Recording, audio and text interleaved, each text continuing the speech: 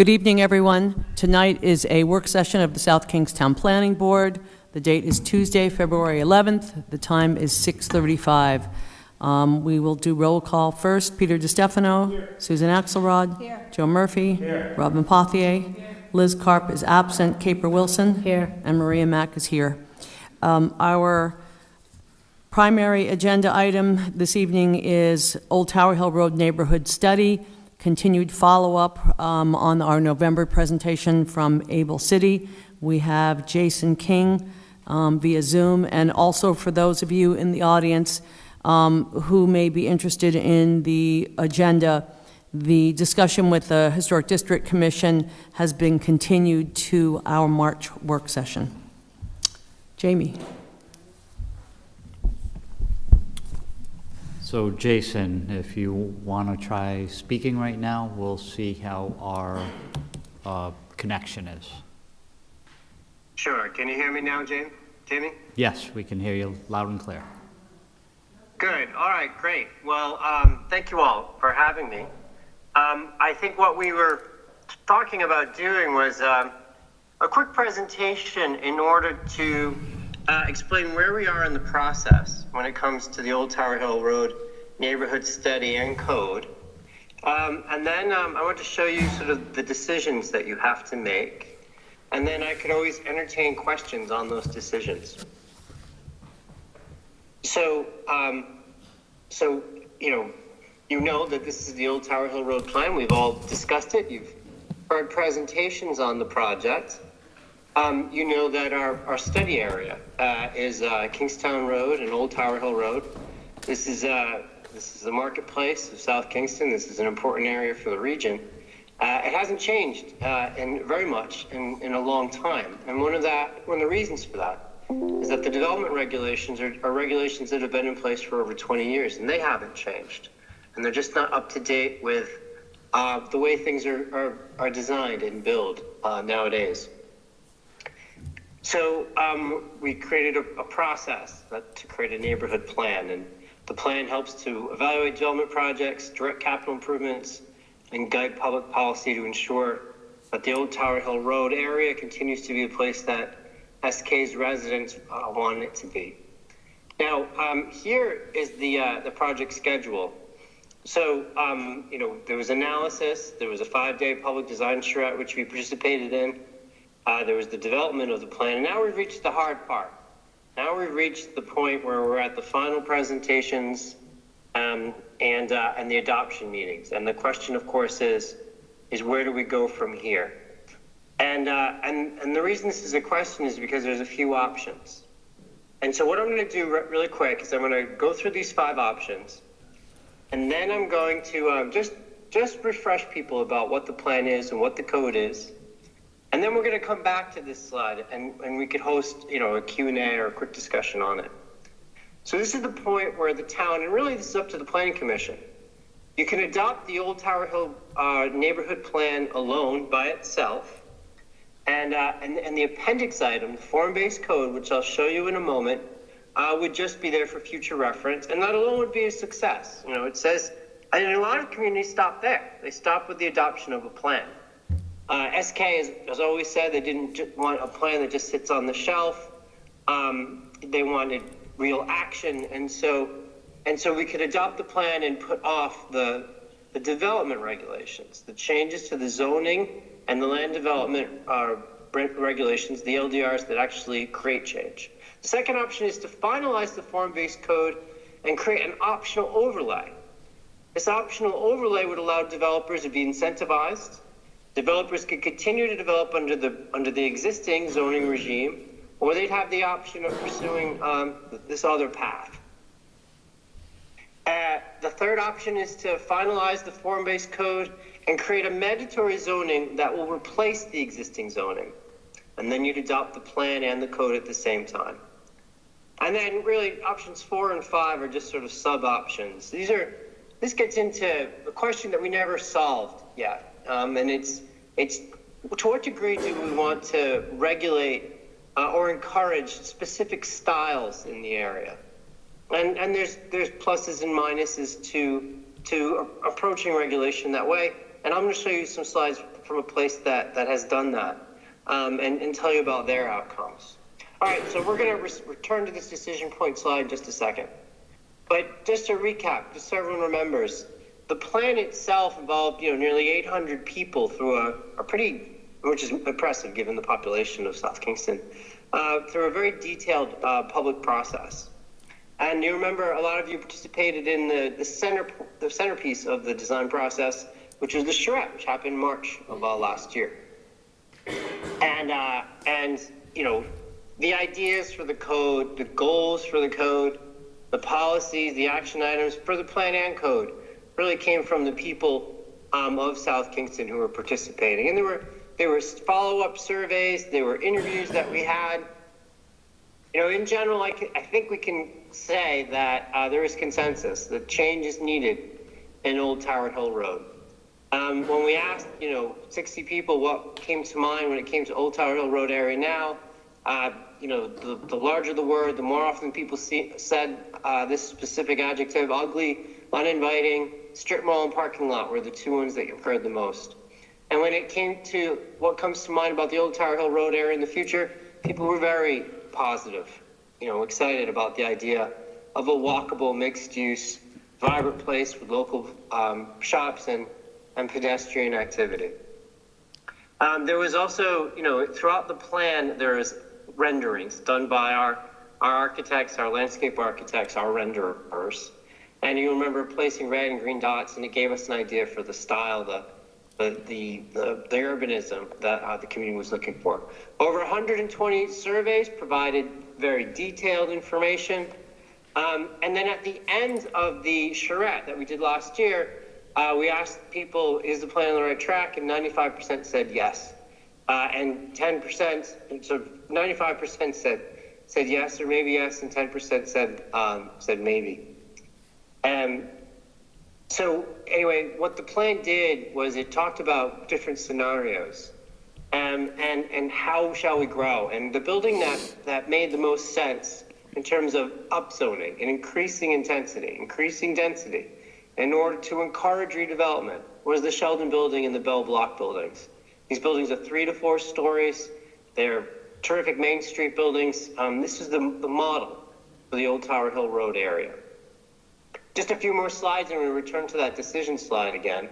And so, it was sort of this conversation about what Tower Hill Road area could be when it grows up that created the plan and the code, and we tailored and calibrated based on that conversation. And you remember that in the plan itself, there's a very detailed illustrative master plan, hand-drawn. We talked to property owners, we looked at lot lines, and we imagined what a new code would create. And so, we'll just go through these really fast. You've seen these. You've seen the inclusion of open space. Right now, there's no open space requirement when it comes to redevelopment, and the creation of town squares. You've seen possibilities like the Wakefield Mall site redesign. This is a hard one to imagine for a lot of people, but there's a whole book, From Grayfields to Goldfields, that I helped, that was co-author of, in which examples like this happened all over the country with less going for them than this Wakefield Mall site. And so, so places like the Wakefield Mall, even, that feel completely built out and completely done, are places that actually can still transform. We talked about how large single sites like the job lot, the old requirements require more parking than is necessary, smaller lot coverage, and we talked about how new requirements could sort of unlock development potential by allowing more, but at the same time, there are requirements for green space, and there are requirements for very, very large buildings to turn into sort of a campus-style collection of different public spaces. When we showed images like this, the before and after, people, even the neighbors, were naturally very concerned about change. Change is scary. Felt that we were headed in the right direction. It isn't just about the buildings. The plan and the code are about buildings, but also streets and public spaces. One thing that people have been talking about for a long time is connecting, linking the multiple different initiatives that have happened throughout this area, and making that sort of a developer requirement that these links would be put in place, and asphalt would be replaced by pervious and up-to-date drainage facilities, because whatever happens in the old Tower Hill Road ultimately drains down into the lakes and the rivers of the area. We talked about one thing that was added was a commitment to the creation of affordable housing in a community where it's getting harder and harder to our economist was talking about, attracting young people. They'll go to URI, but they're not staying. They're not bringing their creative energy. And so there's a whole discussion of affordable housing. Just a couple more bits. So you remember that in the appendix, there's the form-based code. And what we did is we took this code to sort of the 90% complete point, okay? And those questions that we still talked about still remain, but it is very close. It shows what the zoning districts would look like. They could be optional or they could be required. It talked about the special requirements plan, which requires shop fronts. This is something that doesn't exist in the land development regulations currently. Shop fronts are what make Wakefield a great place. And there's a variety of transect zones. We talked about how one size didn't fit all, and the map breaks down the area into multiple different intensities and densities, in large part to make sure that we're good neighbors, that across the street from houses, there are houses, maybe denser, but fitting, So maybe a building like in the bottom right-hand corner, one that has multiple families and is more affordable, but still is self-respecting, is beautiful, is an asset to the urban fabric of the community. And then there's one other part. The 90% complete, there's another section called design guidelines. And design guidelines is where you get into the style of a place. And so we've been working in Belmont, Massachusetts. They put in place a plan, they put in place a code, and now we've been working on design guidelines. And they've decided that the styles that they have, and there's two distinct ones that they're very fond of, colonial revival and a sort of Tudor revival, are the styles that they want to institute in their community and stick to them. And so the design guidelines talk about franchises and national chains and require those chains to fit into the local aesthetic. It talks about materials. So what we've generated for you doesn't get into materials or colors or trim. But this is the next step. This is the next step that's possible. You talk about the pitch of roofs, and you talk about where entrances are located. It's very, very specific about sort of the arrangements of windows. You're looking at historic precedent, and you're requiring new development to follow that. And some of these images, the bottom two right images here in this page, for instance, this is new construction. I'm kind of in the way of that. It looks like it's been there for a long time. But we've been putting in place form-based codes and design guidelines for quite a bit, and there's a lot of different success stories. So yeah, the colonial revival style. There is colonial revival in South Kingston, but it's not as prevalent as in Belmont. The Tudor revival style. This hardly exists in South Kingston. South Kingston really has every historic style, to be honest, but Tudor revival is not prevalent either. When you identify styles, it has a lot to do with the history, it has a lot to do with when the place was built. And so, anyway, so that brings us back to this, to these 5 options. I don't think we should stop, right? I think we should adopt one of these 5. I think we have consensus. I think this concern, I think the devil is in the details, and there's definitely details that we need to work out. I think there's meetings that need to be had. But I haven't seen Tower Hill Road area change in my 40 years of familiarity with it. I think people agree that it's time for that area to do something. So we'll stop at this slide, and I'm available to answer any questions. Thanks, Jason, and I hope that planning board members will identify themselves when they ask a question. I don't know if Jason can actually see us. Jamie, can he see us? No. Okay. Then we definitely want to identify ourselves. And Jason, did you have an opportunity to either listen to the previous planning board work session related to this topic or get any information from Jamie about the concerns and questions that were brought up? I did. I had a chance to watch the previous work session, to listen to the concerns.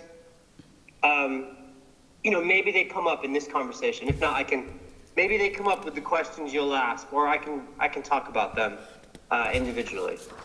Let's continue with the questions. But Okay. yeah, I think I'm up to date on the conversation. Okay. I just have a couple that are general in nature as far as process. You mentioned that the next step would be one of developing design guidelines, and it seems as though many of the questions from our last work session were related to design, not necessarily understanding that it isn't one, as you said, one size fits all. It's about giving potential applicants a suite of designs, several choices that would fit in with whatever type of regulatory process moves forward. So can you talk a little bit about that? Because I think there will be some, I don't want to say nitpicking questions, but board members tend to be pretty thorough in their questions, and I think you'll see some questions related to some of the designs that were shown, and others as well, but definitely some of the designs, because there wasn't a huge range, and you may have heard that there was analogy made to sort of the Dover, Wellesley, Massachusetts area as opposed to our kind of coastal area. So Yeah, maybe that's start right. with that, and then planning board members, please ask questions. Sure, just to talk about that really quickly. There's two things to keep in mind. There's two elements to this that are important. There's urban standards, and then there's design guidelines. And now urban standards are something you already have. The zoning, the setbacks, the floor area ratio, the build-out allowances. So you already have standards. What the form-based code does, what the draft you have now does, is it updates those standards, and it only, instead of creating suburban buildings, it's creating what's called urban buildings, urban format buildings, that they create a walkable environment. This is the way buildings used to be built. The standards say things like there needs to be shop fronts, but it doesn't say how the shop front should look. It says there needs to be covers for pedestrians, but it doesn't say what materials. Standards talk about how there needs to be, there needs to be certain requirements when it comes to massing and form. But it's really just the barest requirements in order to create a walkable environment. If you go another step, those are the design guidelines. And the next step, this is about style and materials. This is about roof pitches. This is about, percentage of glazing, what material are the awnings, what material are buildings clad in. In your last conversations, I think the standards, the idea of updating the buildings in this area, I think people could agree on.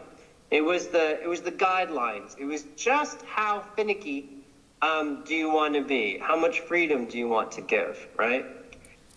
Belmont, Massachusetts is compared to South Kingston. South Kingston's a college town. Belmont, Massachusetts, I love them. It's a very conservative, perhaps even stodgy community. They want to control every detail. And God bless them, and that's a terrific thing to do. And so I show their guidelines because they basically said there are two styles that you could have, and we're gonna regulate every piece of that. It creates a lot of predictability. But that was something that in your conversation, South Kingston was a little concerned about. So that starts us. We start with the idea that there are urban standards, and then there are design guidelines. And the question is, where on the spectrum of control does South Kingston want to fall? Thanks, Jason. Who wants to go next?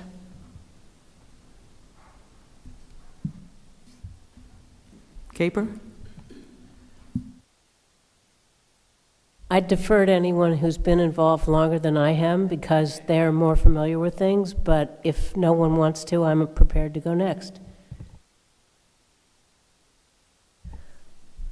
Okay, well, actually it's the first decision point that's the thing that's troubled me the most, because as I looked over, I'm fairly new to this, but as I looked over the plan, you were looking at really the whole strip from the old town around Robinson, moving up along Main Street, and then up towards Route 1. And now but now all the work has been focused on what you're calling the Old Tower Hill neighborhood. And one of the things that strikes me about your first decision item, which is, going forward and adopting the Old Tower Hill Road plan alone, is one of the things that concerns me is the lack of continuity. As you go down that strip, it changes dramatically. So I'd rather stop at the Robinson sign. You've got the old style retail stores, commercial buildings, which you keep referring to when you look at your heights, the Sheldon Building, et cetera. And then you move into these old historic homes that have been repurposed to commercial, but they're still the scale of single-family homes. And then you move towards Main Street, and you get the CVS, and you start getting into, it's my phrasing, not yours, the strip mall design where you have all of the parking lots in the fore, and you're moving on forward. And I certainly understand why we're talking about that sector of the neighborhood first, because A, it's ugly, and B, it's got a lot of potential.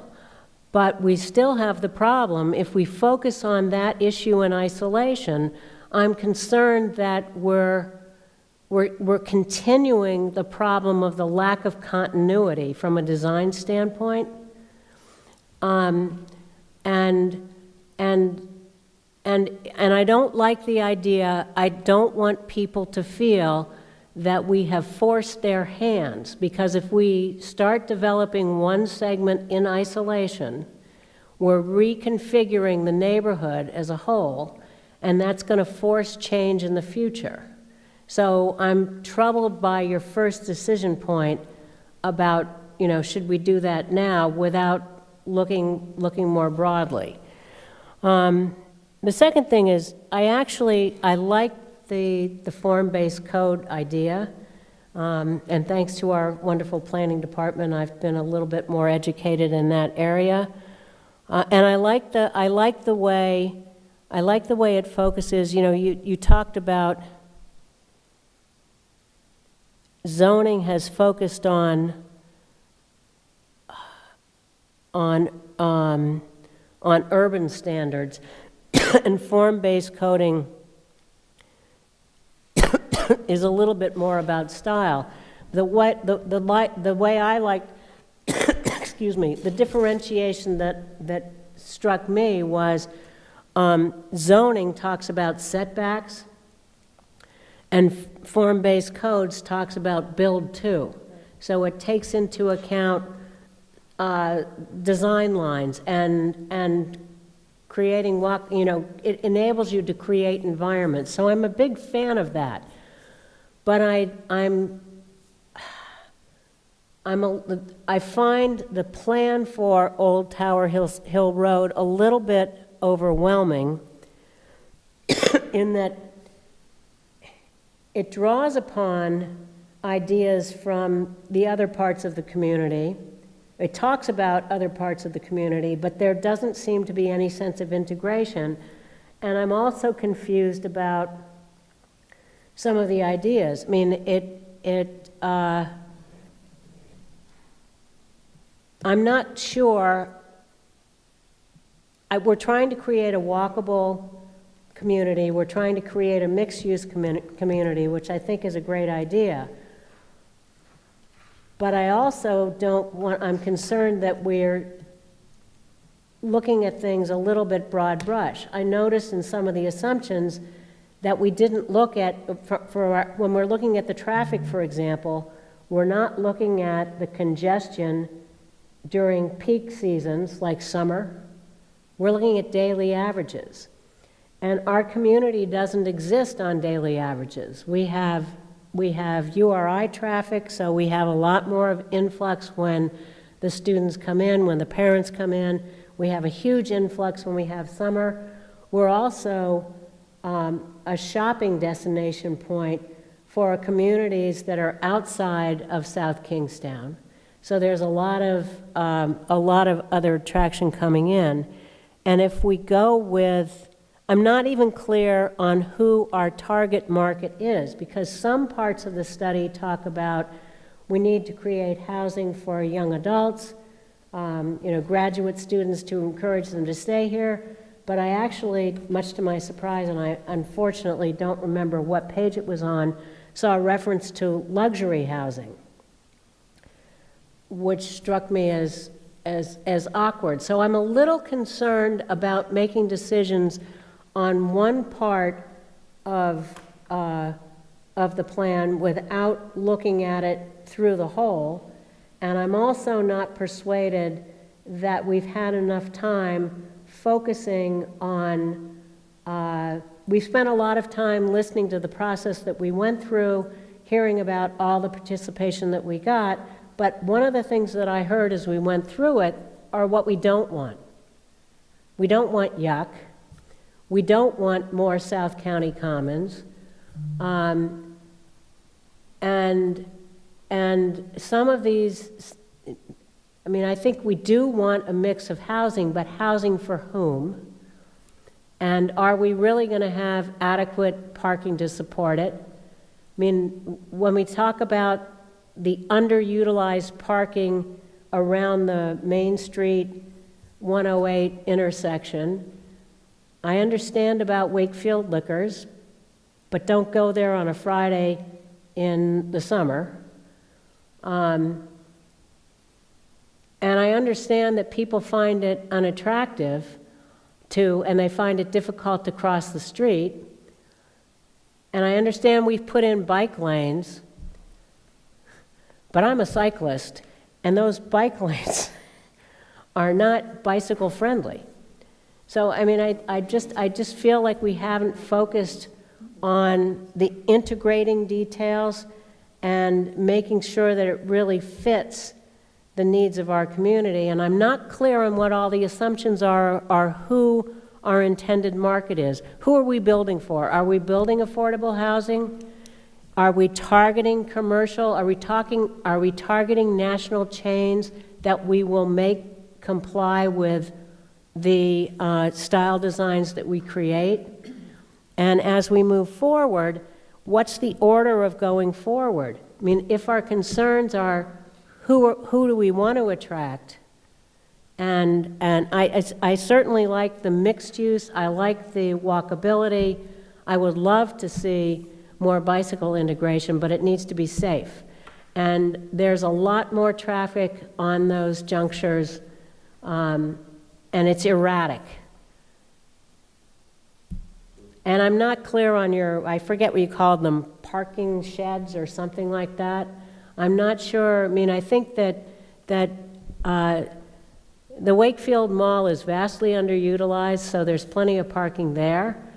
But Shaw's is unevenly utilized. But right before a storm in the winter or all through the summer, it's just inundated. and the parking lot is often full. And I'm not sure where these parking sheds are going to be or how easy they're going to be to Okay. access. I think you're maybe getting into a Into the little too weeds. much detail, some of Okay. which has already been discussed in the meetings, but I do want to give I think I've Jason raised, a I think I've chance. raised enough. I'm sure. Yes. So, Maria- And maybe, Jamie, if you have, can show an overlay of where the commercial highway zoning is. So just a couple of things, and I know Caper predicated all of her comments to say she's newer to the process, so a lot of the things that she brought up were discussed over the last almost 12 months. So I would encourage you, we have all the workshops during March are all online. You can listen to those, so a lot of those were there.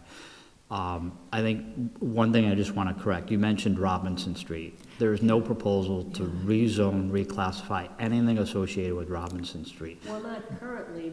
No, you said this, No. this report has Robinson No, Street no, in it. I'm sorry. I saw a base plan for the study area that began at Robinson Street. So I'm gonna ask just Jason to go over there. And I I'm think looking it's at just clarity is, it again, I'm very familiar with form-based code. I worked in a community with a form-based code prior to coming to South Kingstown. And it's new to everyone in this community. So Jason, if you can just touch upon the 4 transect districts that you're laying out, and in essence, it's layering. So if you have single-family homes, you don't immediately go to 4-story buildings next to it. It's kind of pyramidal, that you start with building blocks, and then in the middle of your zone, you have larger, and then you step back down to the outlier. So in their proposal right now, there's 4 transect zones. So when you're near residential, immediately next to existing residential is more appropriately scaled buildings.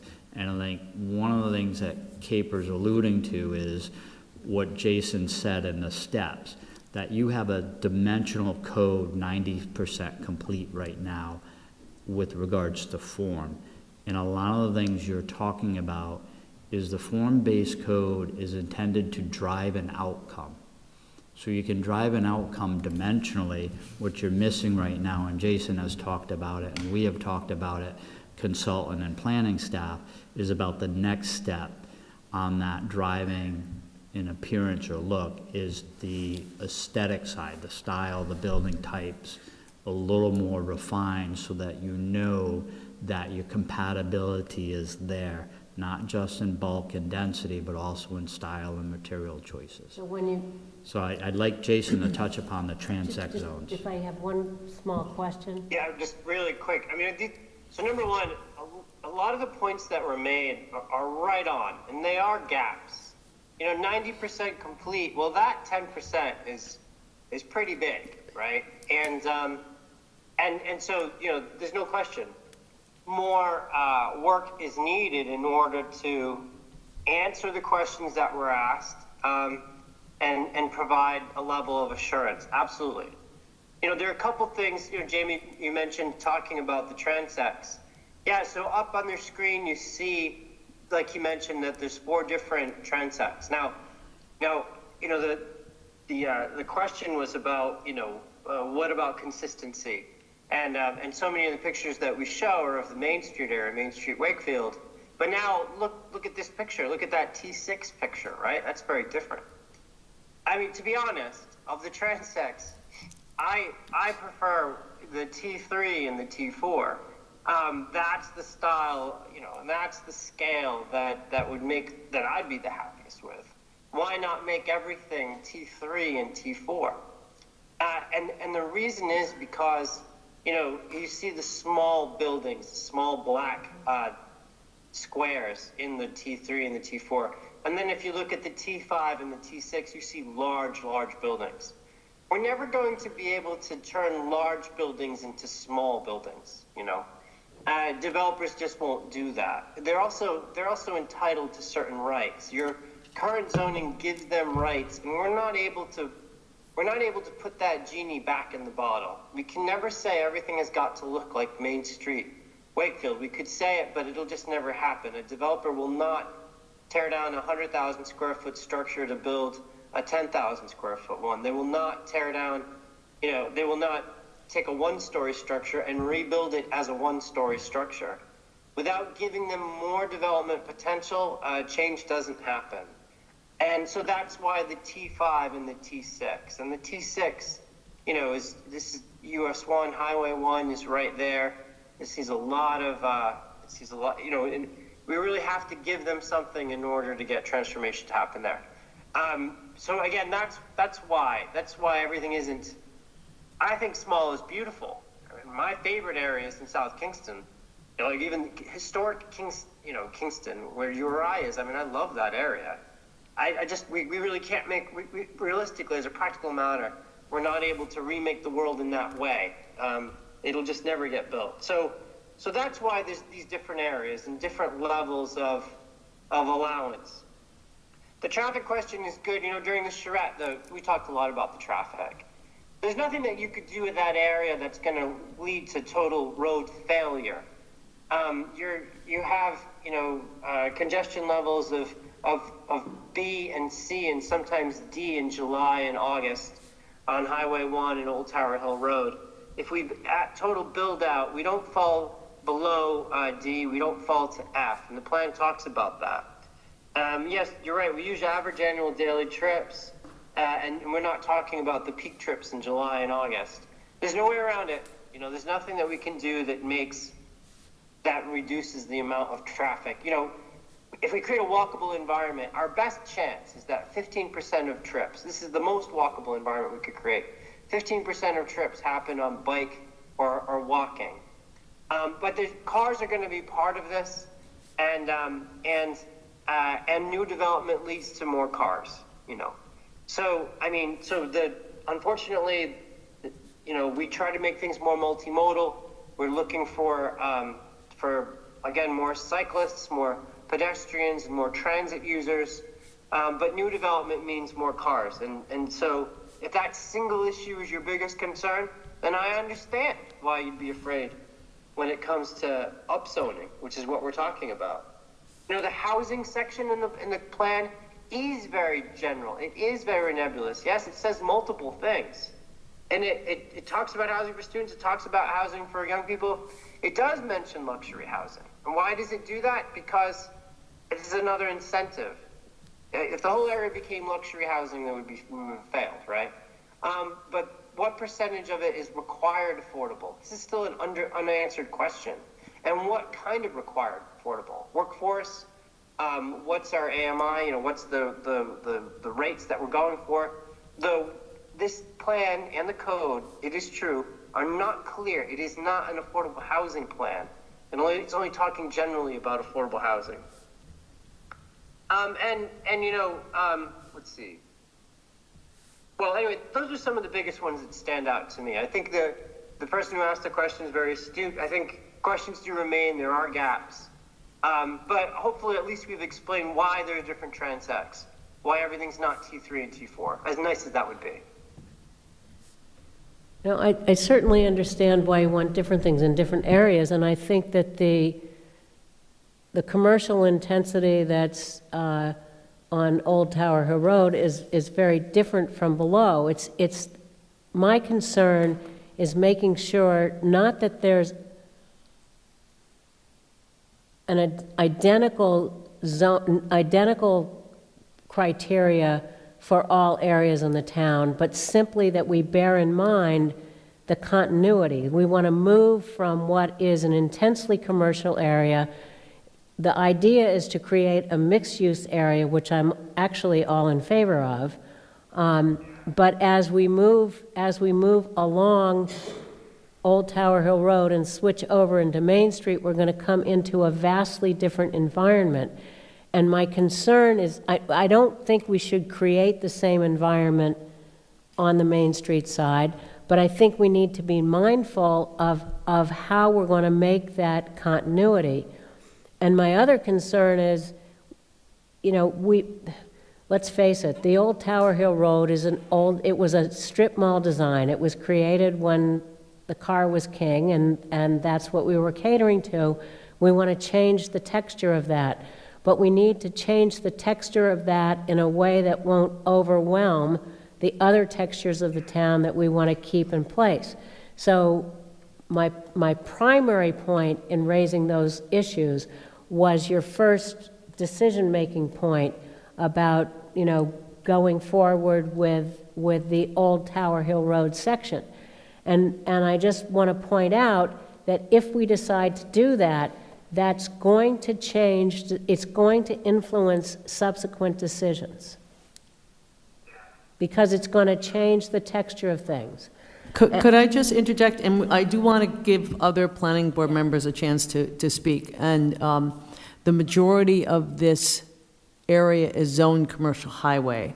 That differs from much of Main Street, which is a combination of commercial downtown and some areas of commercial neighborhoods. So that's important to understand. And the initial thought was that in creating true mixed use and having a range of housing types, in particular affordable, both big A and small a, but also truly integrating those uses, which is not something that we really see anywhere in town. And you use South County Commons as an example where everything is separated. I get that. If I just, my point was, one of the problems with the current zoning and the current development is that there's a huge disconnect between the different parts of our town. Right. And I would hate to see us continue that going forward. That's one of the reasons we're embarking upon this. Other thoughts or questions from planning board members? Robin? Peter? Robin Potier, thank you. My concern is how this type of change is going to serve the actual community. Walkable space is a beautiful concept, but many South Kingston people don't live in walking distance of town, and we do have to drive to town and have a place to park and a place to buy food. And when we open up all this area for residential development, I have trouble envisioning how our community can still find the things we need to find in our own community. Do we have to go grocery shopping in some other community now? And where do I park if I can find a store to buy food in?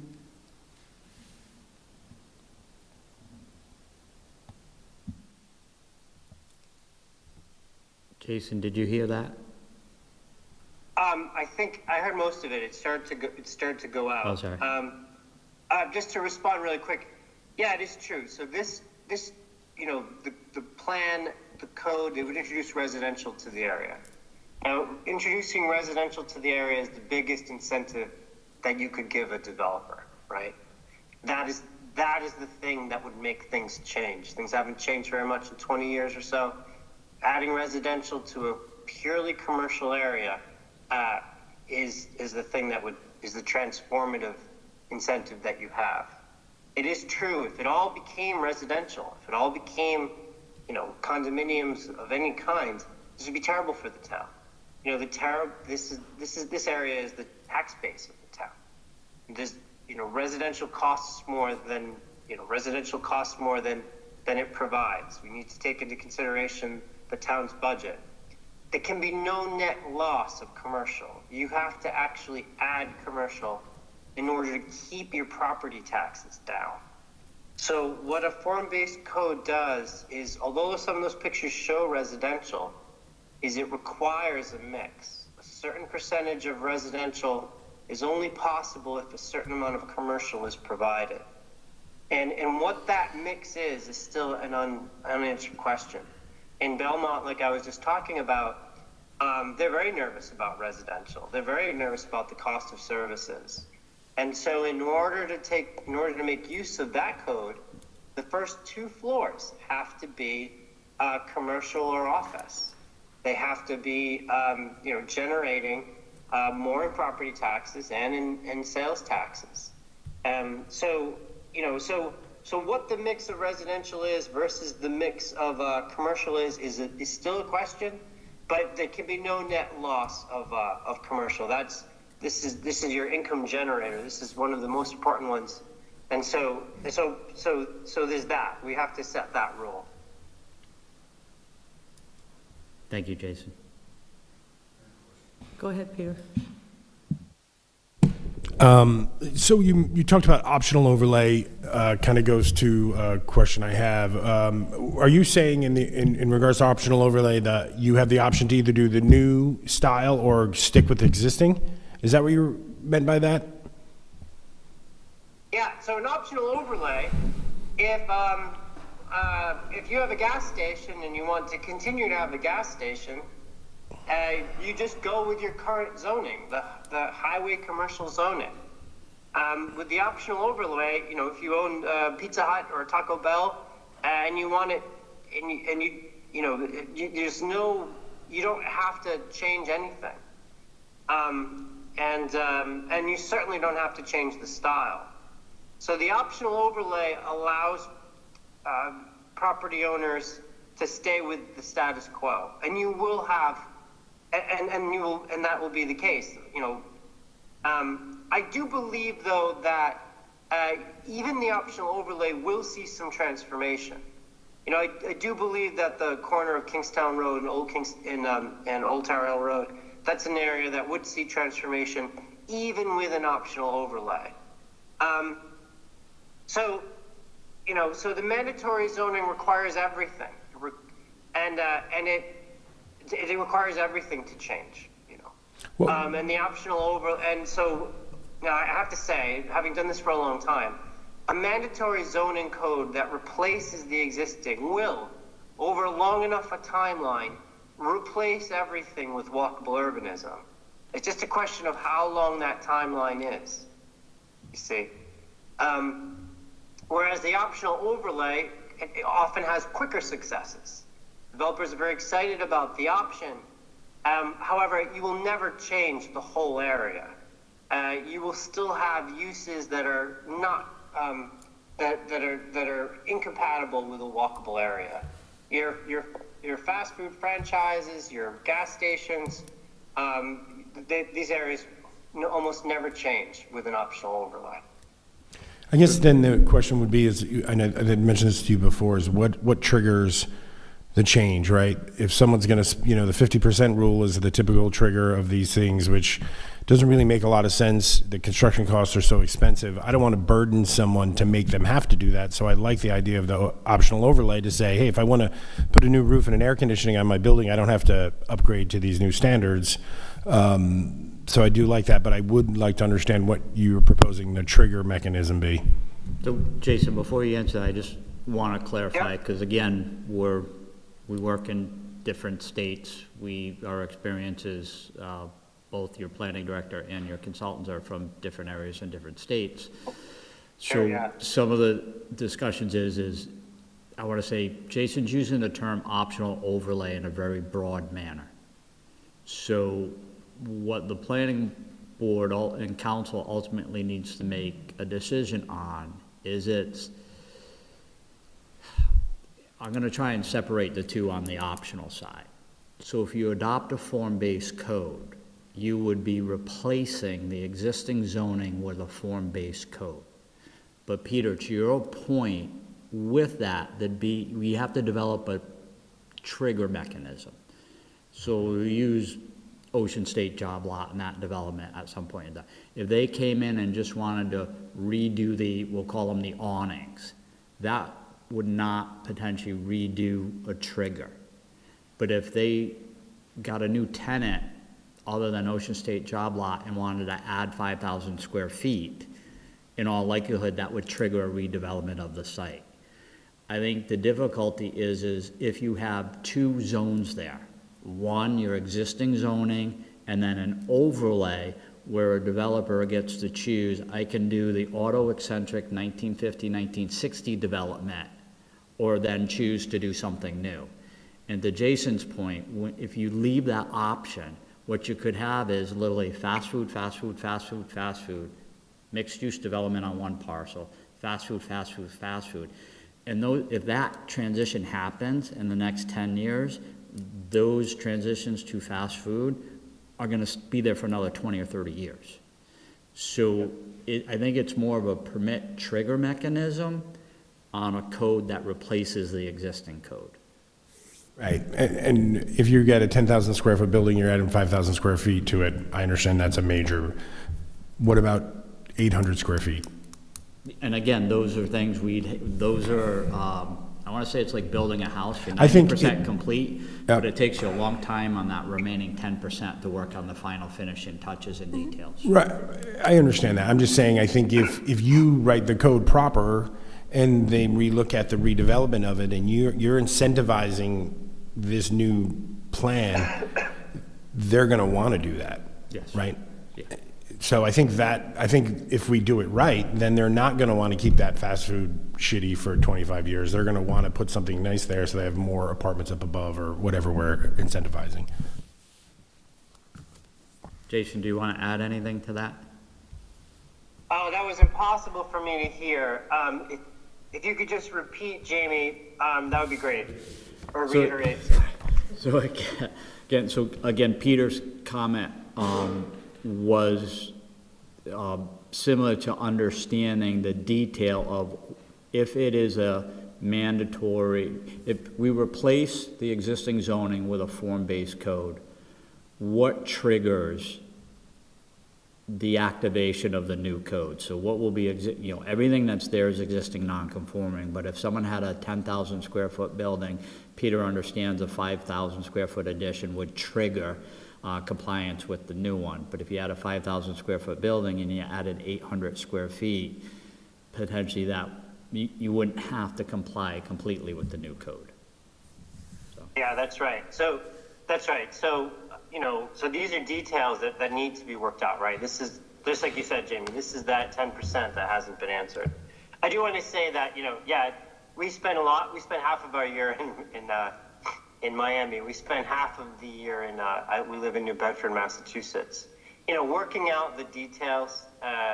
We return in May, and we wouldn't do it, over Zoom in this way. It's hard for me to hear.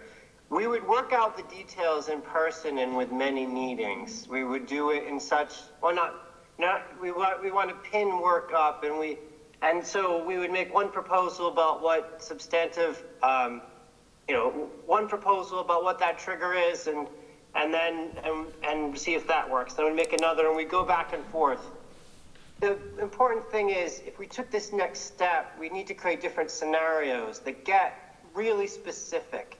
And we have an economist on our team who's able to do that. They get really specific about what those triggers are. We can look at specific sites and say, at what point would job lot have to turn into something else? At what point would the mall have to turn into something else?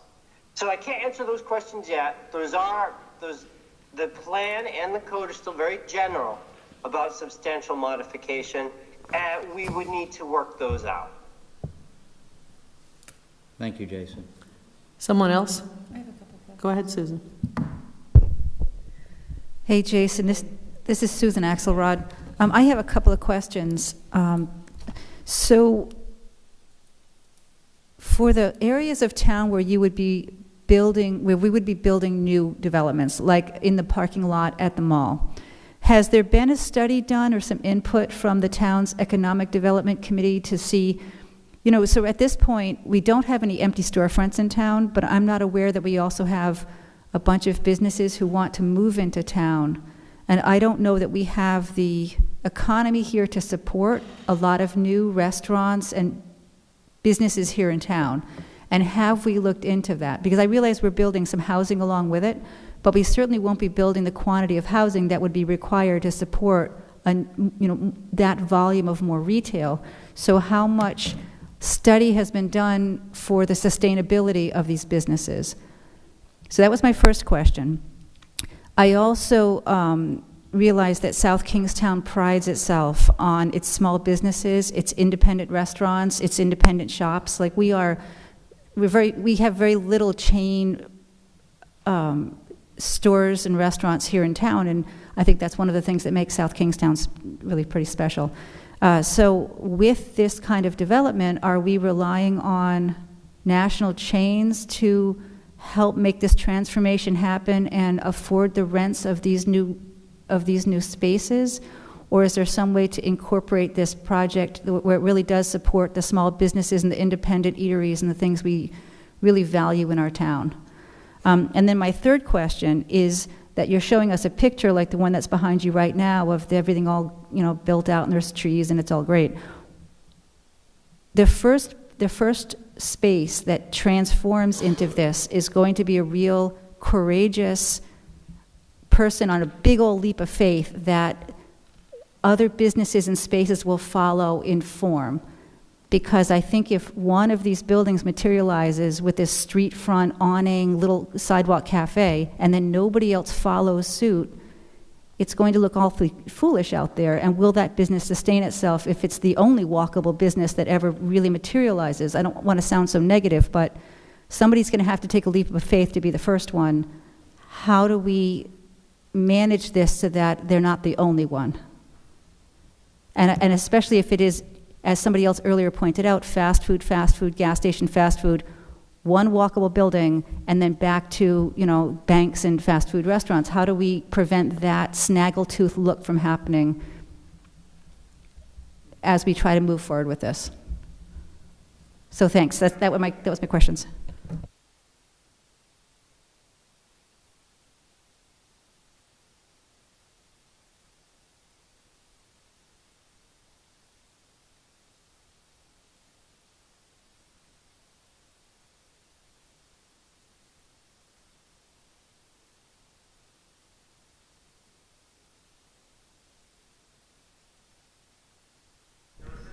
Sorry, hold on a second. Jamie, can you turn that up? Can you turn him louder? Thanks.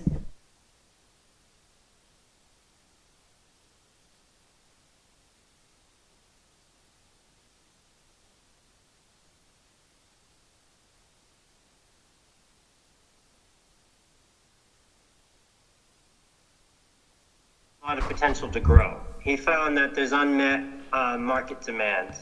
You see in the economic development section, there's a gap analysis in which he found that the people of South Kingston are driving elsewhere. Newport and Providence, they're driving west. Surprising number of people are driving west to Connecticut. So he found that, to add new commercial is not to cannibalize what you already have. He found, and the other thing he talks about is how if you are adding residential to the tops of these structures, if they are mixed use, then you're also creating a built-in population of customers. So it's true in some places with very little commercial demand, to create one thing is to kill another. But Sean, and we work a lot in Louisiana where that's the case. So you have to be very, very careful about what you do. But the South Kingston economy, the South County economy, the Rhode Island economy is actually quite strong. And he talks about how you can, you're not going to kill Main Street if you build Old Tower Hill Road to its fullest potential. Now, there is a question about chains. It's true.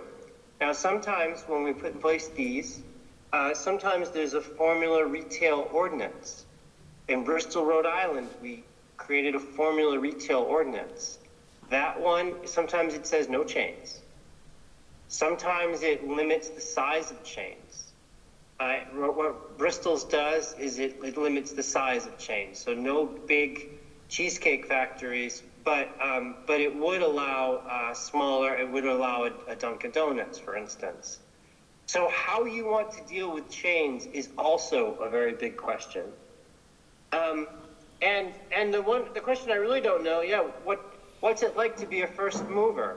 If you have the first walkable Main Street building with a patio with patio dining and umbrellas and you're surrounded by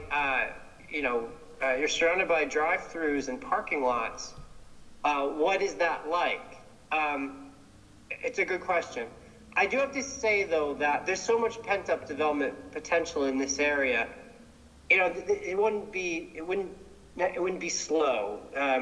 Some places change very, very, very slow. This wouldn't happen that way. You also don't have, there's only a few major developers, property owners here. And what tends to happen is they tend to take on multiple projects at one time. I actually think the pace of change would be quicker here than in a lot of places. Those are just a couple quick replies. I know those are not, comprehensive answers. Thank you, Jason. But thank you for your answers. Joe? Good morning, good afternoon, Jason. This is Joe Murphy. It's more of, I guess, comments and my thoughts than a question. But as far as design standards, I personally do not think that we need to have strict design standards where we developed this downtown in a relatively short period under consistent design. I don't think we need to look all the same. My feeling is that, where the Providence Plantation is part of Rhode Island, it was farms, and then it was industrial, and then it was a land-grant college, and eventually a bedroom community.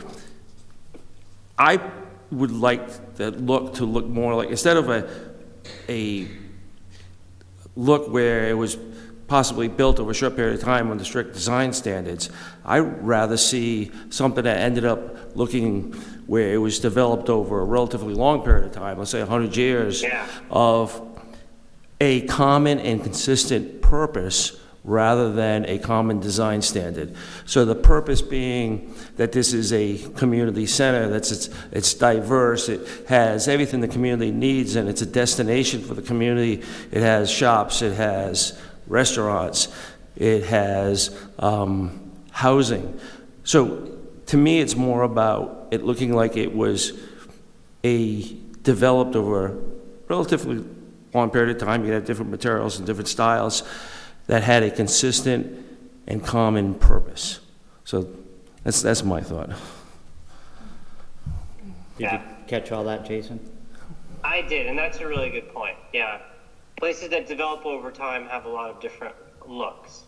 So in this image, for instance, everything has a certain look, right? There's a certain federal look. The clapboard siding, the tiles, everything is very consistent in this image. The shutters are the same colors. The roof pitches are all the same. Yes, you're right. Homogeny can be a bad thing, right? I think what we want to try to, and so it's just a valid point. South Kingston is also a creative community. It's also an arts community. It isn't a stodgy and conservative community. It's a college town. So to enforce really strict standards, like we do in Edgartown, Massachusetts, like we have in Nantucket, doesn't seem to be quite right either, does it? So anyway, I think that's also just a really valid point. We just look at different scenarios. If the 4 buildings that we're looking at here all developed under different styles, but they're all facing that green, and they were all providing windows and shop fronts, would it matter if one of those was modern, if one of those was more contemporary, if another was traditional, and if another was traditional of a whole different, aesthetic, a vernacular? I'm not sure it would. I don't know. I just think that Joe's point is valid, and it's just going to come down to the conversation that we have with you all. The Planning Commission, you're representative of a lot of different voices. You as a group working with your staff and working with your consultant would have to come to a consensus. But you make very good points. I think, Jason, Could I just just to follow up on that. add to that, too? Yeah. I understand what Joe's saying. We do not want to have a Disney-like monoculture, but we also don't want to look like Route 2 in Warwick.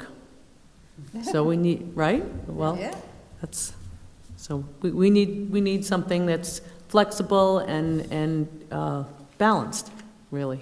Go ahead, And Jamie. Maria, just to follow up on what you said and what Joe said, and I handed out 6 slides, Jason, which I will send you tomorrow. And I think the key to any design guidelines is to have enough flexibility to allow modern interpretations of a historic vernacular or that theme, but also to have enough in your regulations to say no to a building that meets the form in the code. And the example I gave everyone tonight, you could probably say, the first two slides meet different forms and share different architecture, but that last slide on the very last page, that would meet the bulk, density, and form in a form-based code.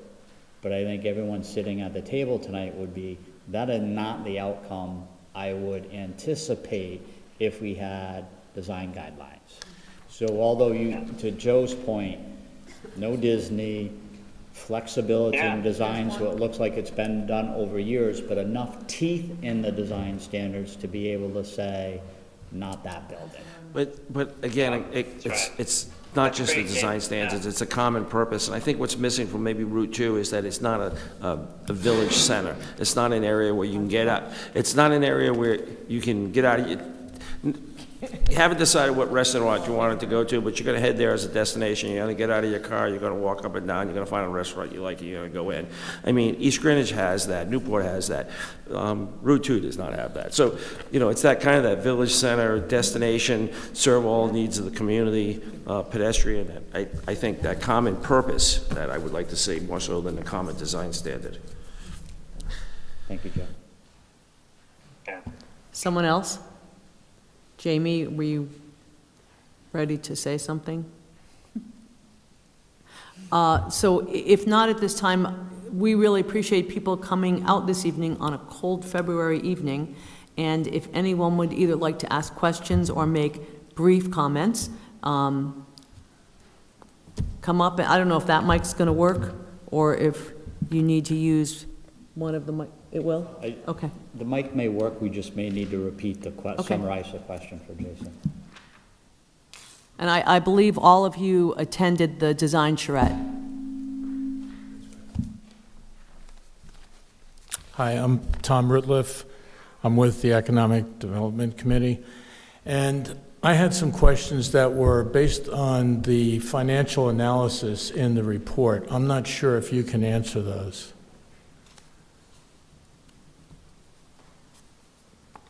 I think you, Do you want Tom, you can ask the question. Why don't you ask them and... Sure. We may be able to answer. So I was confused by the reference of, it showed $1 million. Unfortunately, I'm not able to hear Tom. Jason, I'll repeat the question. Okay. That'd be great, thank you. So Use the mic so it's, I thought he couldn't hear it. right, but Okay, all right. the recording. Okay, so in the report, it references a starting point, an asset value of 1 million, but then it also shows, and that's for the as-is scenario. For the possible scenario, it shows 27 million. And I was confused because a page later, it mentions that the developer's profit would be 8 million. So I'm just confused as to, is your analysis saying that an existing property, considering the value of the property, the size of it, the density limitations, would be worth $1 million, but then in the possible scenario where you have a higher density, that property would become or would be worth 28 million? That's a huge difference. And yet, a page later, it mentions a developer's profit would be 8 million. So I'm confused on the numbers. Yes, Yeah. a Jason, few did you pennies catch difference. any of that? I did, yeah, I did. Okay.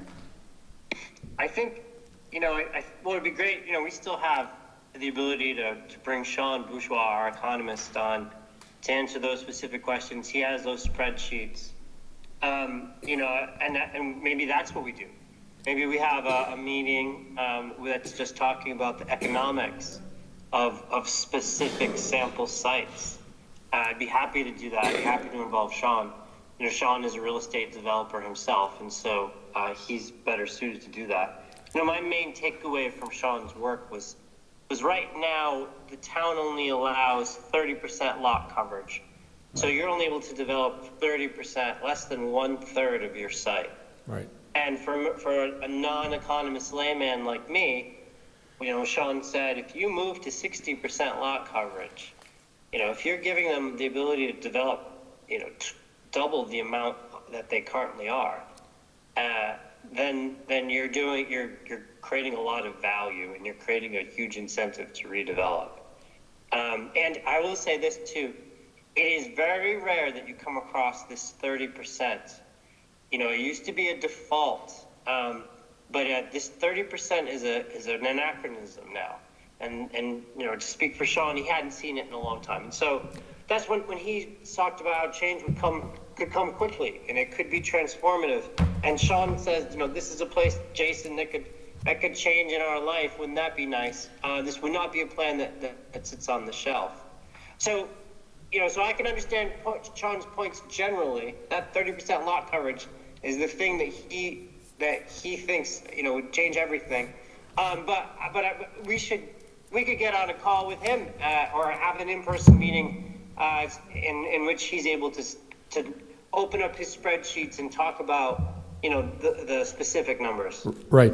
I think the analysis is great. It covers quite a few considerations there. So the conclusion that by increasing density, there'd be multiple benefits is pretty obvious and self-explanatory. It's just that to what degree, and the 1 million at 28 million just goes far beyond what I can get my arms around in terms of reality. So having that meeting would be great, and I don't want to take any more time now, but if we could set that up, however it's convenient. Thanks, Tom. Thank you.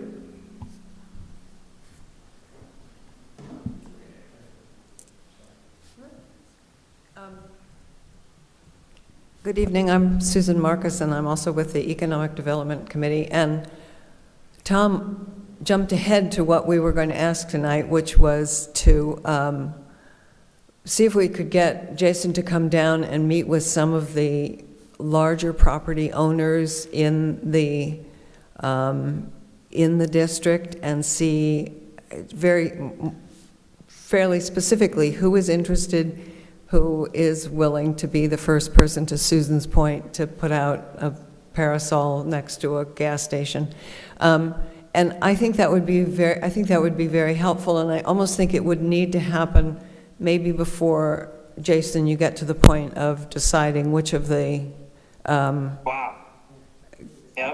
things that would be possible to do. I'd be in favor of making it mandatory so that you had faster change, but I don't. If there's no appetite for it in the existing property owners, then perhaps we've spent a lot of time in an unwarranted exercise. And I'd like to say one other thing, which, as a general comment, I found your report, which I read pretty carefully, all of it, to be very good. I thought you addressed our particular community very well. I thought you dealt with the design problems, the zoning problems, the economic problems in a way that has not, I don't think the town has commissioned a work or received a work that was quite as directed towards us, and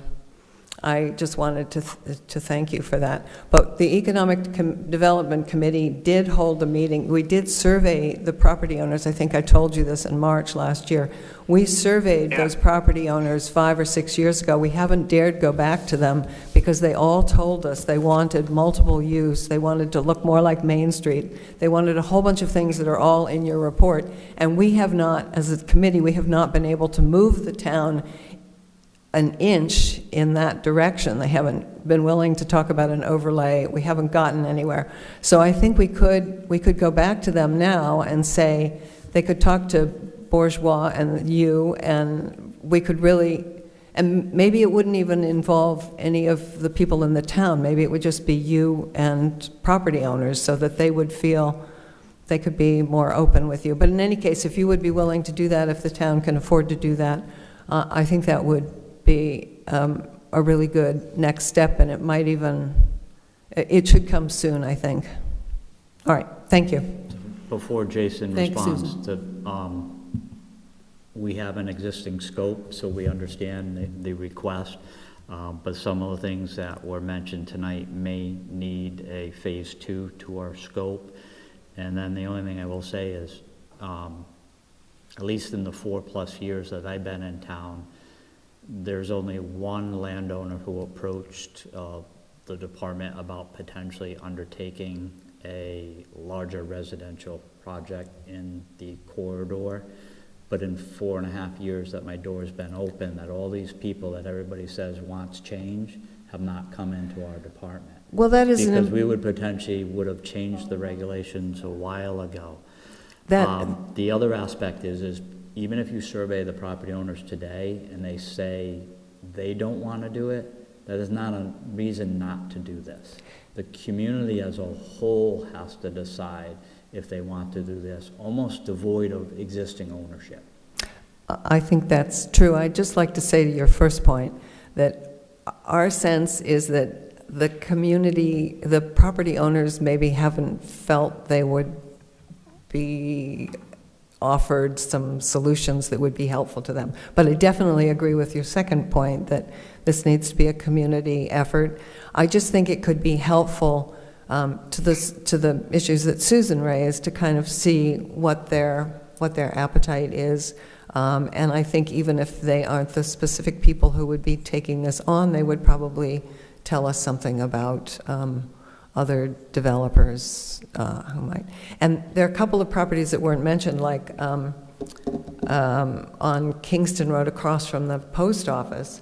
That's one that's right on the bike path. And so to Susan's point, you could put out a parachute, an umbrella there, and people probably wouldn't feel they were sitting. So I don't know. I just think it would be, I hope we can keep this process going quickly enough so that we can actually see some change in my lifetime. And you all know I'm an old woman, so we got to get busy. Thank you.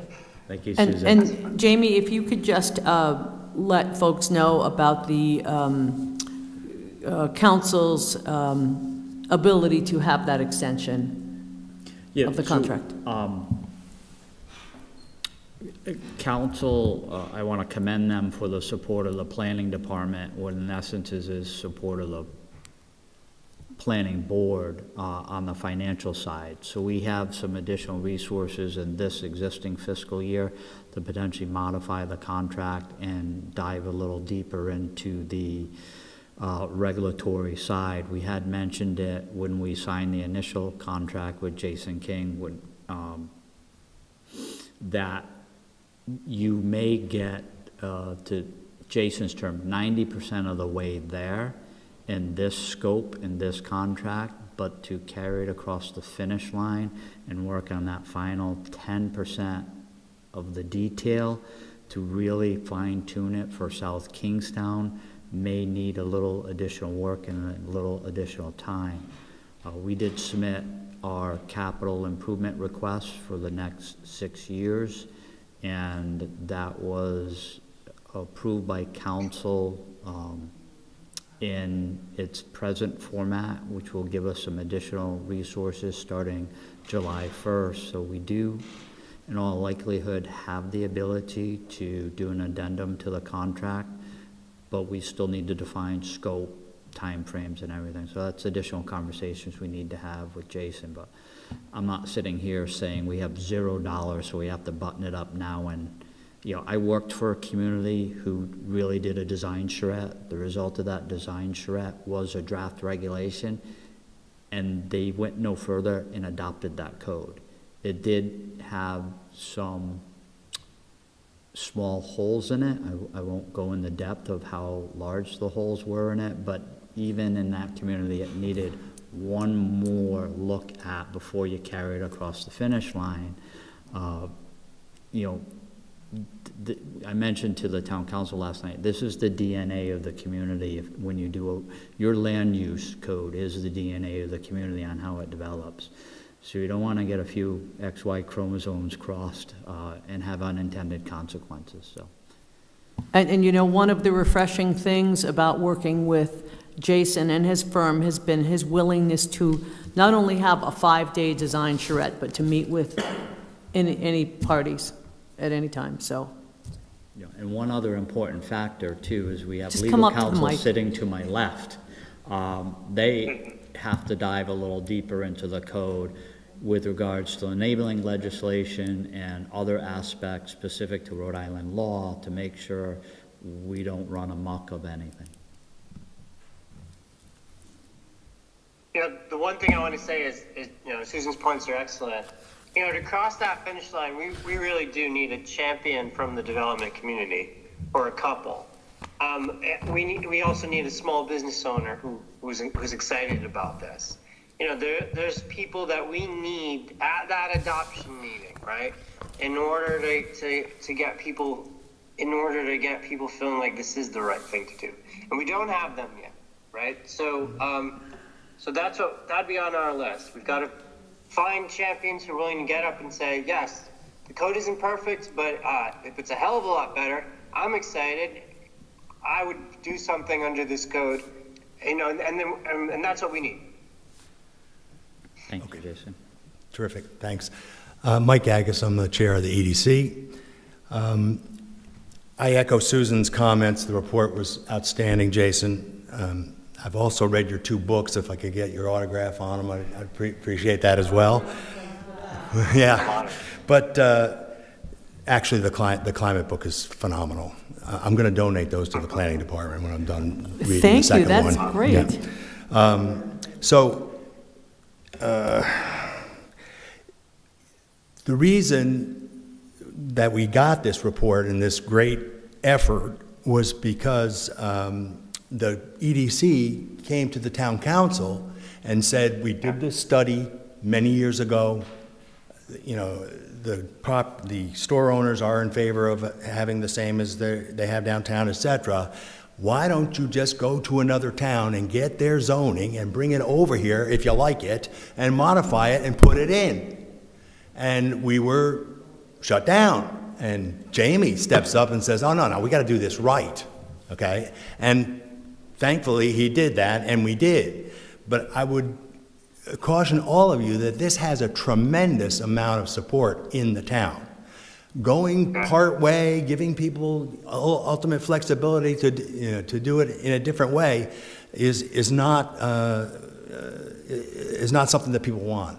That's the best result that we got out of this, the charrettes and all the town input, is that everybody, when these developers come and try to skirt around the ultimate zoning that you put in place, they're not even going to be able to walk out of town, because everybody is going to be on their backs, because that's not what we want. All right, so I'm just trying to say that you've got a tremendous amount of public support for this. A few years ago, I lived in Norfolk, Massachusetts. It's a landlocked town. No highways go by it. It's a bedroom community. The selectmen we considered to be Dover wannabes. They were hostile to commercial development.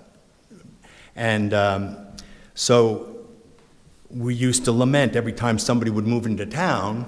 We'd say, oh, great, 2.2 kids, that's 22 grand we're going to have to pay in educational cost, and we're going to collect $5,000 in property tax. So, you know, we definitely want to provide affordable housing here, and also really amp up the commercial so that we can keep the property taxes low in the town. And that's a big driver, too, I think, for a lot of people. That's all I had. Thank you. So wait, before you sit down. Yes. I'd like to ask you a question. Sure. Somebody's mic is on.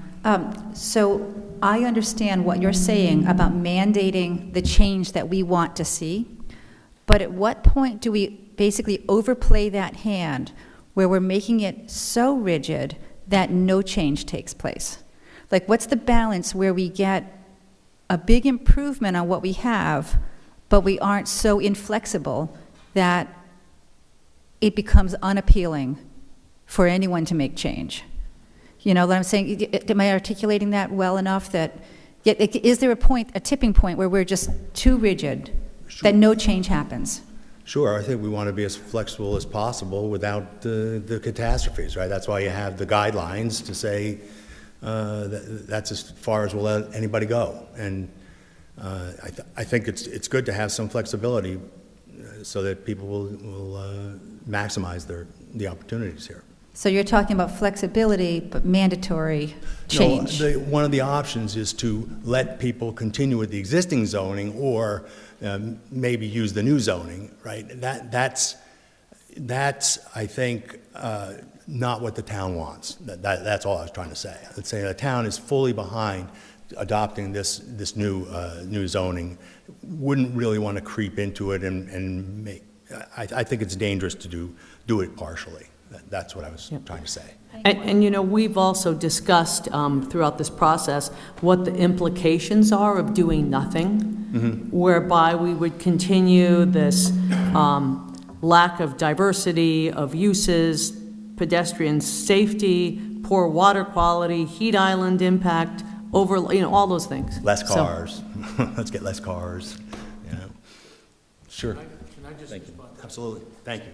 Really quickly, if I had one take-home... Oh, come back up, yeah. Okay, if I had one... State your name, so we have... Tom Ritliff from the EDC, sorry. If I had one take-home from the report, it would be if there was just one change, it would be on the density change, from the current to the proposed 60%. And in terms of a tipping point, that looks like it would be the tipping point. That would be enough. And again, without getting into the details of how the building would look, just that one point alone would drive development because it makes it attractive. Again, without going through all the details of the economic analysis, and I think we need to poke at that a little bit, but taking a step back, it's a compelling argument for the developer, just making that one change. If I may ask a quick question, is the 60%, what's the different scenarios have different heights? So the 60% is Lot that? coverage. Yeah, the lot coverage. Yeah, this is just the square foot of the lot, how much is built on it, how much is parking, how much is green, and how much is built space. But the scenarios in the report show different heights? Right. So- And so there's a low, a medium, and a high. Right. And going to your concern about traffic, the medium scenario shows that the traffic would never get to the point of being considered very heavy. Right. With the exclusion that it doesn't take into consideration the Right. summer peaks, and that would have to be looked at. Right. Yeah. But the numbers that are being generated in the report, Right. for the 60% lot coverage, is it assuming the So- maximum height or? No, So, Madam Chair, we have the expert yeah, on the call. yeah, he can take that, Yeah, yeah. I just want to make sure I'm understanding it. Sure. Let Jason answer that. your mic? Sorry.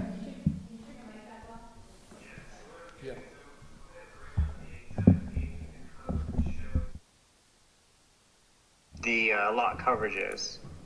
Let's see. And then I'm going to see if I can project that.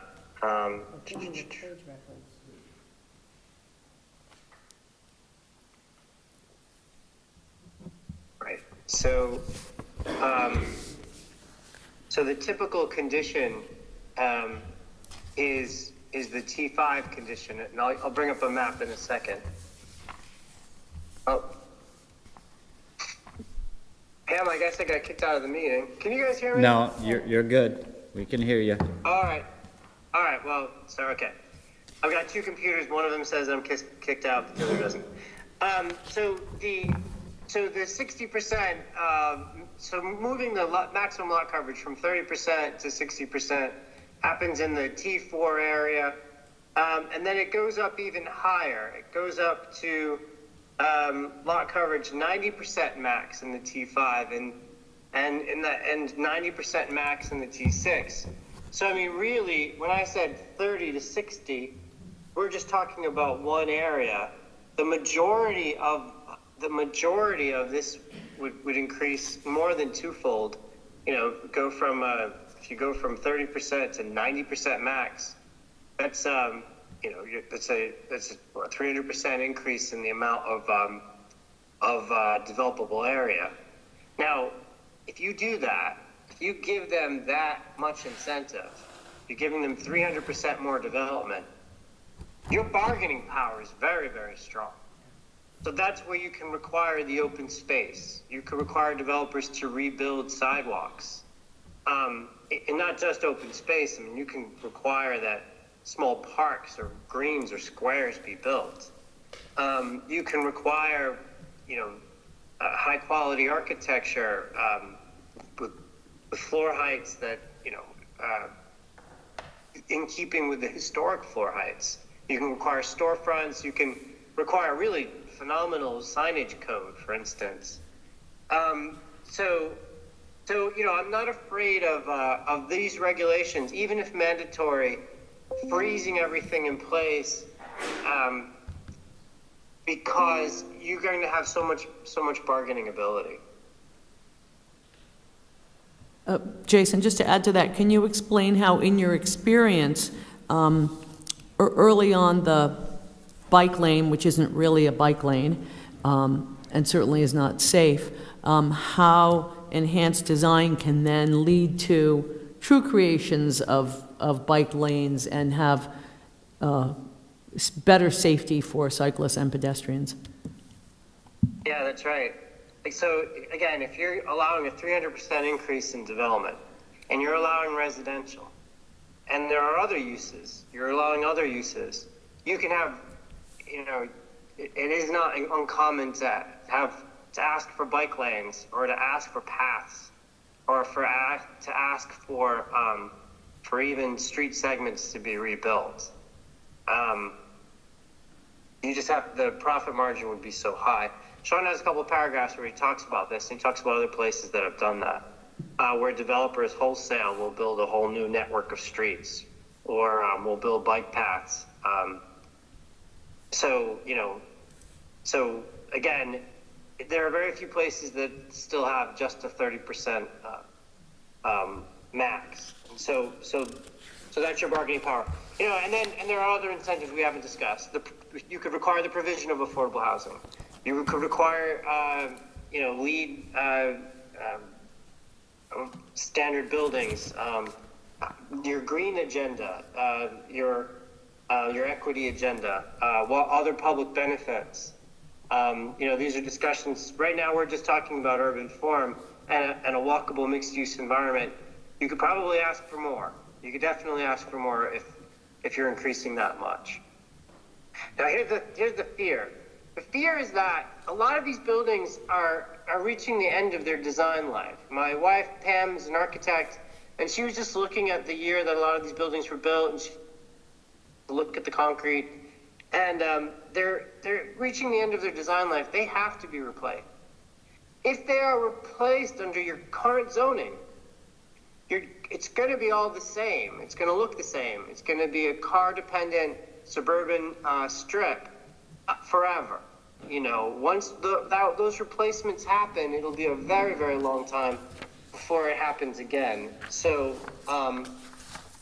that's the other fear, is that if we wait too long, we're going to lose some key sites to the existing regulations.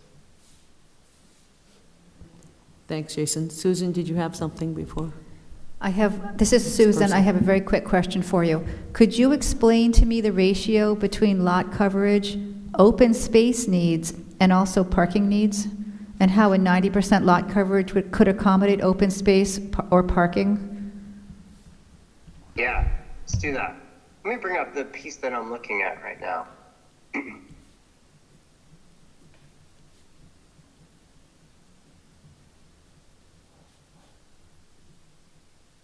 Okay.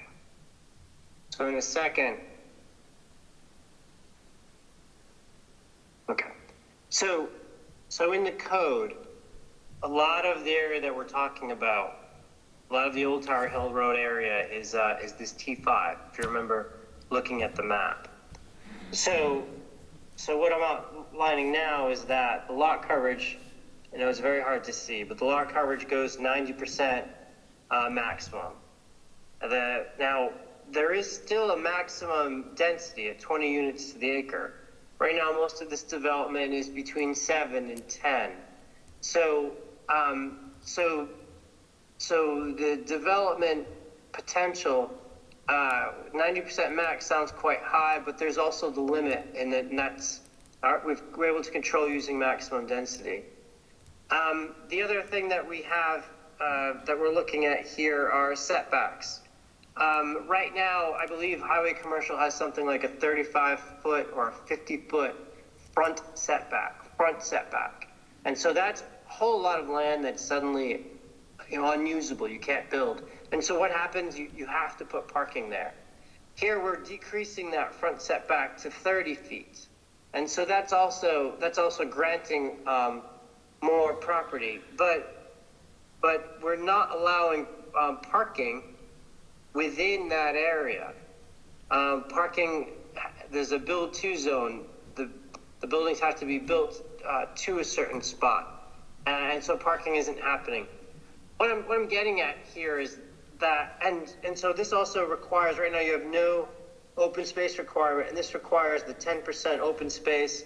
And there's the whole part of the code that says it can't just be the remnant of the subdivision process. That open space has to be designed a certain way. So what I'm saying is that there are all these different metrics that control. 90% sounds like a lot, but we're also limiting the maximum number of units per acre.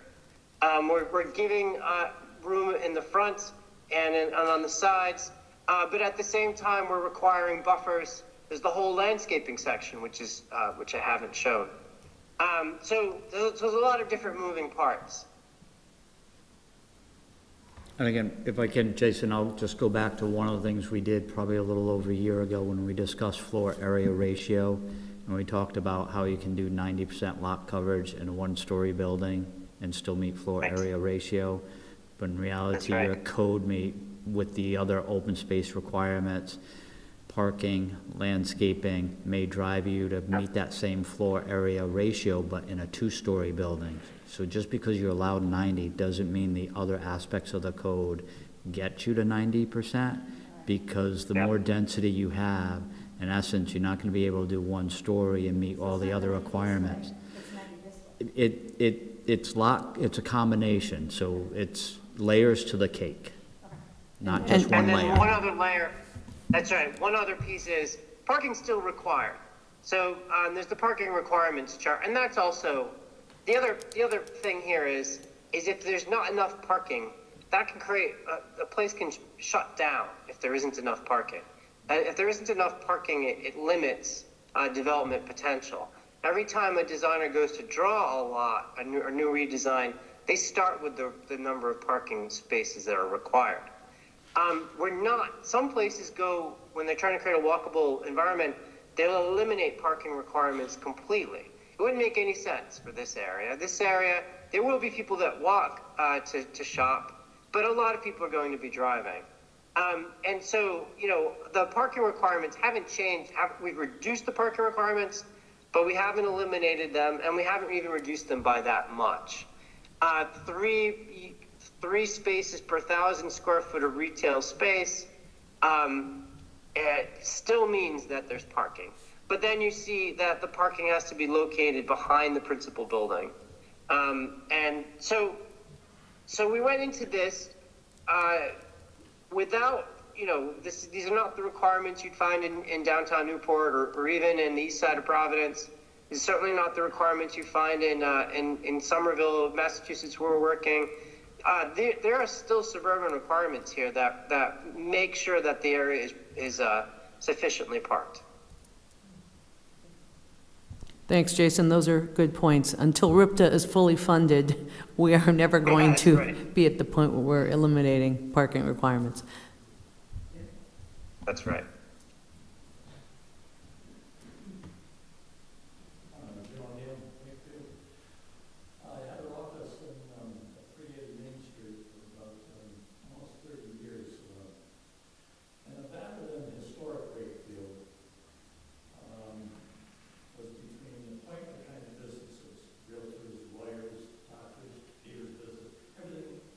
That was one half of basically appointment business. The other half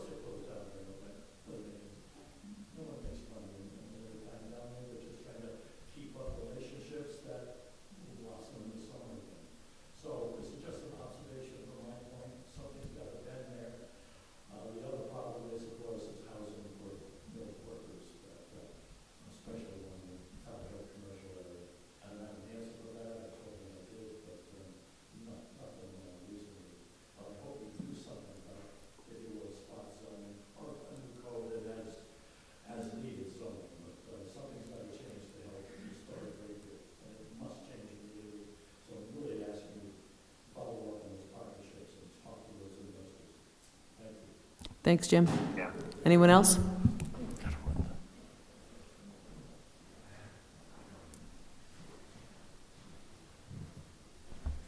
Hi, Josh Port, Affordable Housing, and also just interested citizen for this. I wanted to say I really, really like the plan. I've been participating in a lot of the project, or the different phases of the project, and I've really loved everything I've seen. Certainly, things you can quibble with, but 99% thrilled. Seems like quite the win-win in terms of it's housing that we really desperately need in the area. It's more tax revenue. It's businesses that locals can frequent and enjoy. It's converting a space that's pretty unpleasant now, I think most people agreed, into something that is really pleasant to be in. And, from my little pet issue is climate as well as housing. And from a climate side, it's really nice to have that more dense walkable area with multimodal transit. It's just, it's easier to to reduce your impact there. Just wanted to make the little plug as well that this is sort of a rare opportunity in that it's a location where we have this multimodal transit possibility. We have these huge development incentives to the point where you're talking about making changes to streets and making changes to build paths, et cetera. Where the margins are such that it should be able to not only just pencil out to build a good amount of affordable units, but do that and still be very attractive to redevelop some of these areas.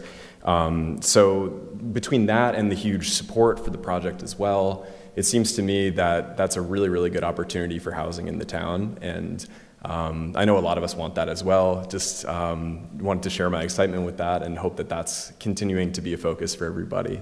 So thank you. Thanks, and you can read his climate book, too. Yes. Absolutely, look forward to it. Anyone else? Thank you for your comments. Yeah. Other thoughts from board members? And I think what we should really think about doing, so we are at mid-February. Our next work session would be in March. I think, Jason, you said that you would be back up this way in May? Full time in May, but I'm back and forth. Okay. I'm always, I'm glad to be talking to you virtually. It is better in person. So, and I don't want May to slow things down. I want this to move as fast as possible. Okay. So, I would be happy to join you all live and in person at your convenience. I think we should definitely schedule follow-up meetings, and in addition to that, as some of the suggestions this evening came up, create a means to have an in-person meeting with you and the property owners as well. I think that would be valuable.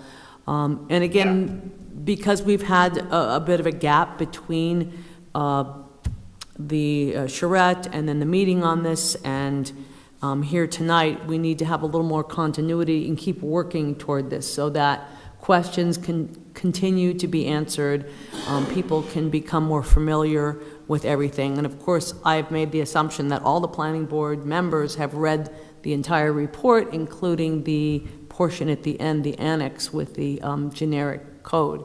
And if you haven't, make sure you do that before the next meeting. But I'm assuming that you all have. Capert? Yes, I was just wondering if we could get a copy of the slide that Jason showed, the decision points that are coming up, because I think it's helpful to see what the 5 different decisions are. And I want to be clear that I understand that the differences and the impacts of those, because it was clear, particularly with some of the comments that Jason made and the members of the audience, that how we make those decisions will influence how attractive this will be from the developer standpoint. And it goes without saying that anyone who did not attend the design charrette, and I understand, Caper, you weren't on board then, but should go and watch those videos and review those, all of that information. Jamie, you've been fairly quiet this evening for you, but we appreciate that. But I'm sure you have some well, it was Jason's, So it's all about Jason tonight, but again, nevertheless. my primary thought, and Jason and I have talked about this a little bit, is he's working under existing scope and existing contract. And I think what I'm hearing today from their, 8 or 10 people in the audience, as well as the full planning board members minus Liz tonight, that there is some interest to work with Jason and look at an addendum to the scope to finalize a draft for form-based code. I'm hearing mandatory, but work on provisions of the trigger mechanisms for expansions versus what triggers the form-based code. And I think what we can do as a planning department is work with Jason on the next phase of this, scope that, price that, and develop a timetable associated with that, so that we can continue to regain some, or not regain, but continue to have that traction that we've had throughout this process. And again, we've gotten a lot of positive feedback. That Jason's point, as well as mine, that we made, that you have a choice. You can have more of what you have today, and we know what that looks like, and that's automobile centric, and there'll be marginal reinvestment in the same thing you've had over the last 40 or 50 years. But this is transactional and will formulate into change. It will not happen overnight, but it gives people the opportunity for change, and that's all the development community has been asking for. I think we have more refinement that's necessary, but again, amending the contract, having the ability to move forward. I believe we have the support of the planning board, support of council, support of EDC to move that forward. And then on the housing side is that, there's no incentive for us to eliminate the incentive requirements that anything over 6 units requires a 20% of affordable. So I think we would continue with that. And to Jason's point, the increase in the density for some of the property owners, and it may not be them, it will be a developer looking at properties, approaching property owners who see the increase on return on investment due to the increases in the density allowed on a property. That will potentially spark redevelopment in this area. But it will take time. If we adopted a regulation on July 1st, I'm sure we won't have an applicant on August 1st. I could be surprised, or, but again, it will take time. But again, part of it is letting people know you're open for business, and there is change, and that change allows increased density. Thanks, Jamie. So again, I think just there's obviously a broad amount of support, but we want to have that continuity. Our next work session is March 11th, and I would think that perhaps the EDC may want to invite Jason to one of their meetings, but definitely the meeting with the property owners is one that's important, and we need to keep moving forward. So appreciate your time this evening, Jason, and Pam too. We know you're there. Is there any final questions or comments from folks? Yes. Go ahead. Oh, Susan. Yes. Turn the mic on if it isn't on, please. I will. Susan Marcus again, never should speak twice, but to Maria's point there, I'd just like to mention that People's Bank is moving around the corner. Chipotle's has put money into the old Indian restaurant. Things are happening. Yeah. Have I got the name wrong? No, you're right. Okay. I think we need, it really would be important for people who do own property there to understand that the potential is there for some changes, and if they could hold off until the town has clarified what those are, that could be a good thing. I recognize that maybe they can't, but we're losing time here, and we're losing properties where people are willing to make an investment, and I really think we need to get moving on this. So, thank you. Thanks. If there's nothing else from staff or planning board members? Thank you again, Jason and Pam. Look forward to chatting with you in the future. Keep up the good work. Thank you all. Have a good night. Thank you, Jason. Thank you, Pam. We do have a couple of other brief agenda items. Planning Board liaison activities. Anyone want to speak to their involvement in that? I'll just say that the Thursday, so 2 nights from now. The last meeting was canceled or postponed because of a lack of a quorum. So that committee is still in need of members. If anybody knows someone in town, I think that's a good committee to get started on. But they certainly could use some more members that would help out the town. The Scenic Stewardship Committee is meeting this Thursday night at 6 o'clock, working on wrapping up the plan. That's all I have.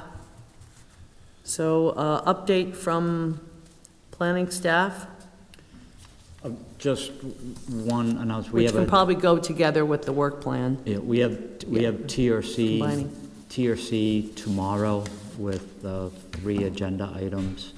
Okay. We will need the potential to have a special meeting either next Wednesday or next Thursday to address the site plan associated with the EMS building on Ministerial Road that has been vetted by the council, vetted by the land trust. It's been approved by the state RIDOT and their Scenic Highways Commission, and it's already been vetted by the town engineer. So we just need to run that through TRC under a minor land development, potentially authorizing the administrative officer to evaluate and approve that plan as an administrative function versus the planning board. Again, it's a 4,000 square foot building on Ministerial Road, designed by Union Studios, home for 2 future ambulances, as well as the staff for that, and the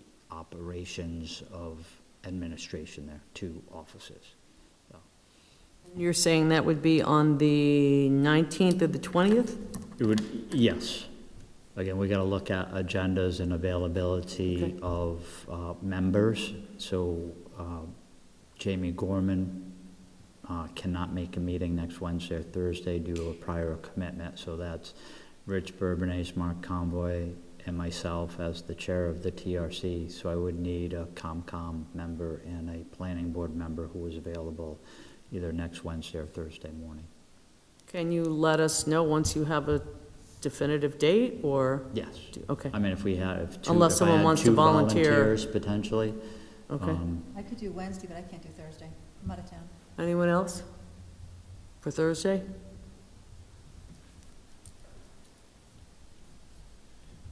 Well, keep us, Robin? That was a yes from Robin. Okay.